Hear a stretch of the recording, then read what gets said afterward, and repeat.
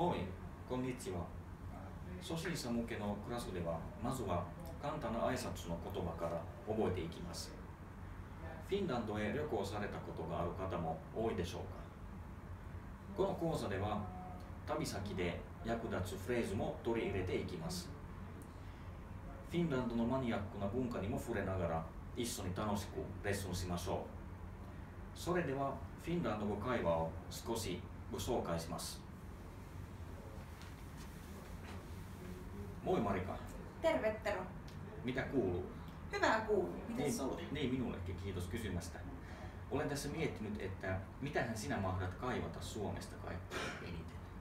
Kaikkein eniten taidan kaivata saunaa sekä salmiakkia. Ai jaa, sauna ja salmiakkia. Kyllä. Kaipaan ihan samoja asioita. Hienoa. Kylläpä sattui. Kyllä. という会話でした。内容は日本にいるときにフィンランドのどのものを一番恋しく思うのかという内容でした。興味がある方はよければ一度レッスン見学に来てくださいね。